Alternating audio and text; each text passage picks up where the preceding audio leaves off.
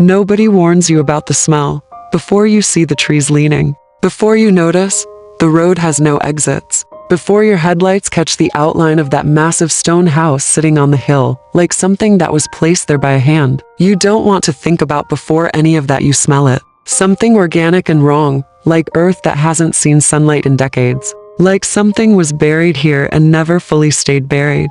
That's what 17-year-old Mara Delgado said when she got back to the car. That's the last thing she ever said to her friends before she turned around and walked back into those trees alone. They never saw her again. It's 2003. Chadds Ford, Pennsylvania. Population? Quiet. The kind of town where people nod at each other in the grocery store and nobody locks their back door. The kind of town that had one story everybody knew and nobody talked about in polite company. Cossart Road. 701 Cossart Road, to be exact. But the locals didn't call it that.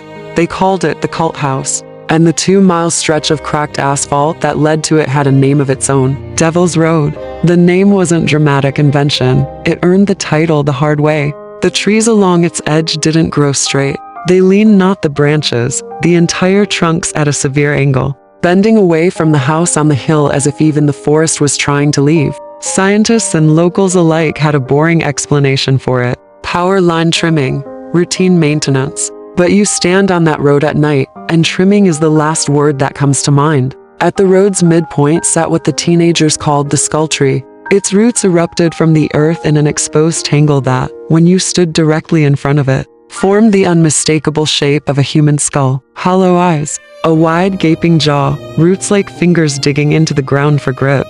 Someone had spray painted a swastika on its bark.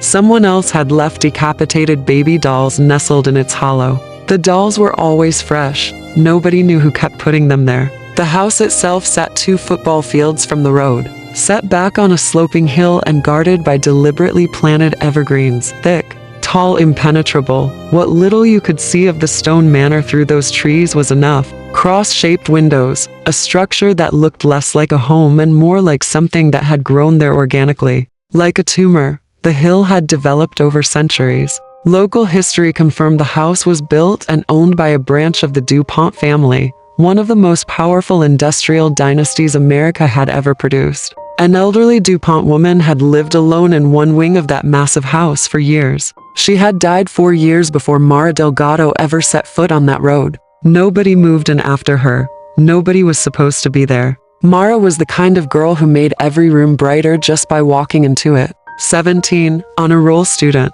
The first in her immigrant family to be talking about college applications. Her mother, Rosa, worked double shifts at a laundry in Wilmington.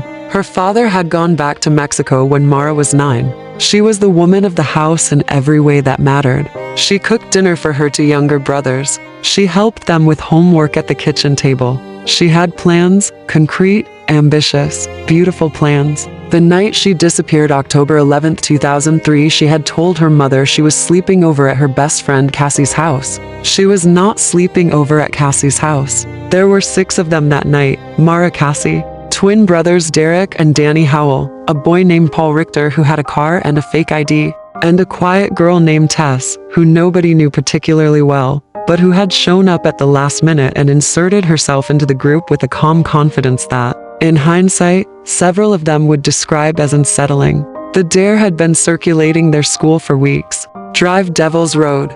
Touch the skull tree. Take a photo in front of the cult house. Simple enough. Hundreds of teenagers had done it before. The township had put up a road closed sign the previous year. But everyone knew the sign got thrown into the creek twice a week. On that particular Saturday night, it was lying in the ditch, exactly where they expected it to be. Paul drove in slow. He told investigators later that the moment the headlights swept over the leaning trees, the car got cold.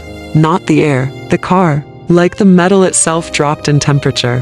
He said nobody spoke for almost a full minute. That's how long it took to reach the skull tree. They stopped. They got out. Mara walked to the tree first. She put her hand on the bark, turned to Cassie, and that's when she said it. Nobody warns you about the smell. She wasn't afraid. That was the thing that haunted Cassie for years afterward. Mara wasn't trembling, wasn't playing at drama the way teenagers do on a dare. She was completely, unnervingly calm. She stared at the tree for a long moment, then looked up the road toward the dark outline of the mansion on the hill. then she walked toward it. Cassie called after her. Paul called after her. Derek grabbed his twin's arm instinctively, some animal part of his brain, firing before his conscious mind caught up. Nobody followed. That detail matters. 6 teenagers on a dark road. And not one of them followed Mara Delgado into those trees. They waited 20 minutes. Then they drove to the nearest gas station and called the police. The search lasted 11 days. State police, local officers, 2 K9 units, and 30 civilian volunteers combed those woods. They searched the grounds of the property. They knocked on the door of the cult house, the current owner, an elderly man described by neighbors as reclusive but harmless, confirmed he had seen nothing. The man lived alone. He had no connection to the teenagers, no criminal record, nothing. He cooperated fully. Mara's sneakers were found on the 6th day, placed neatly at the base of the skull tree, not dropped, placed side by side, toes pointing up the road, like she had set them down intentionally before continuing. Her phone was inside the left sneaker. The last photo on it was a blurred image, taken at 11:47 p.m. The image showed the inside of the mansion, not the outside, the inside. Nobody could explain how she got in. The doors were locked, the windows were secure. The owner claimed he had been asleep since 10. The investigation stalled. Mara became a missing persons case. Rosa Delgado held a press conference with tear-tracked cheeks and shaking hands, and begged anyone with information to come forward. She held that press conference every year for the next 4 years. The town went quiet in the way towns do when they want to stop thinking about something terrible. Then, in March of 2007, a pipe burst in the basement of 701 Cossart Road. The elderly owner called a plumber. The plumber went down into the basement. He came back up the stairs, walked out the front door, and called 911 from his truck without ever going back inside. What he had seen in that basement rearranged something in him permanently. He would later say in his deposition that there was a room behind the boiler, a room that had been sealed with fresh drywall, recent construction. Within the last several years, the drywall had cracked from the water damage,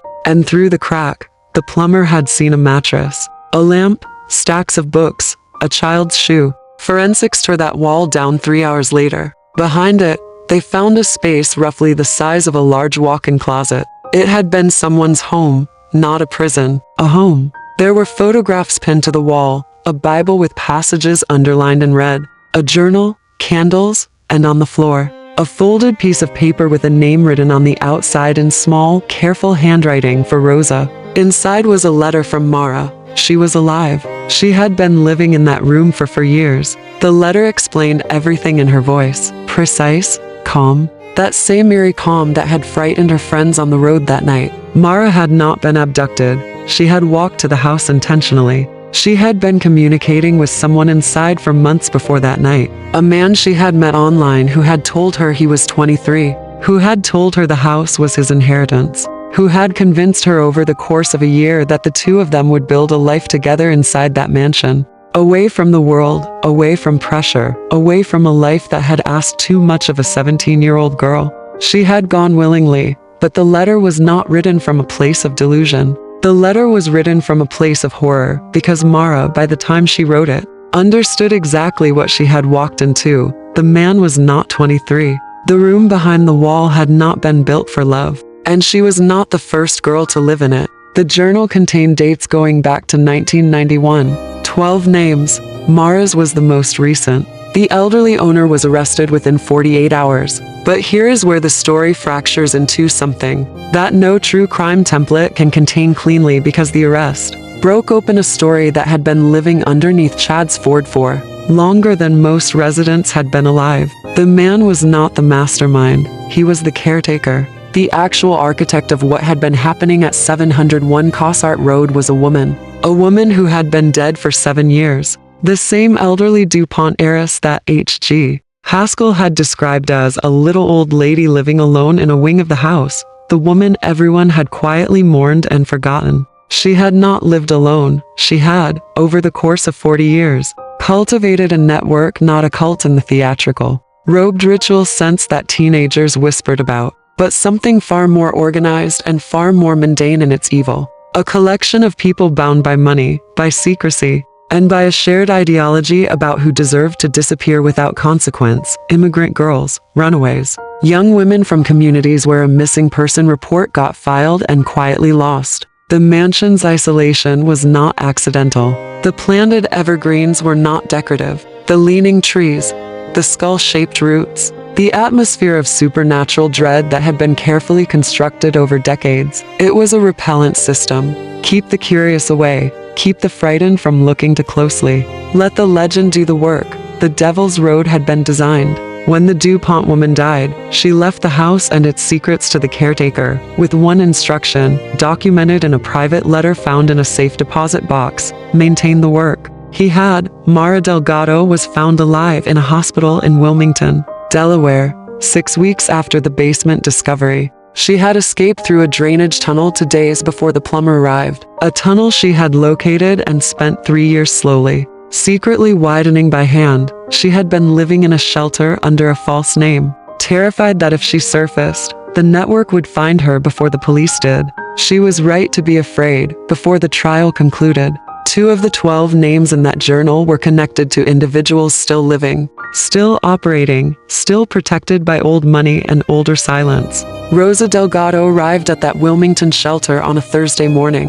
The reunion was not filmed. No cameras, no journalists. Just a mother and a daughter in a small room. The door closed. The world outside held back for the length of whatever was said between them. Mara was 21 years old. She had missed 4 years of her own life. She testified for 3 days in a federal trial that dismantled pieces of a network that, investigators confirmed, had operated continuously since the 1970s. The caretaker received life without parole. 3 additional individuals connected to the network were convicted on federal charges. The house at 701 Cossart Road was seized, condemned and demolished in 2009. The skull tree still stands, the road is still closed, and the trees still lean away from where the house used to be, tilting at that same severe angle, away from the hill, away from the silence, away from something that science wants to call routine maintenance, and that every single person who has ever stood on that road at night knows. In the part of themselves that reason can't reach, is not routine at all.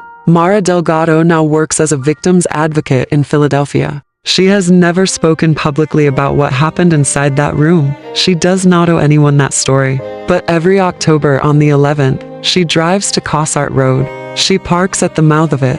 She doesn't get out. She sits there for exactly 20 minutes and then she drives home. Nobody knows why. Maybe she does. The address is real. The legend is real. The names, events, and individuals in this story are fictional, crafted to explore the documented history and atmosphere of a place that has long held more questions than answers.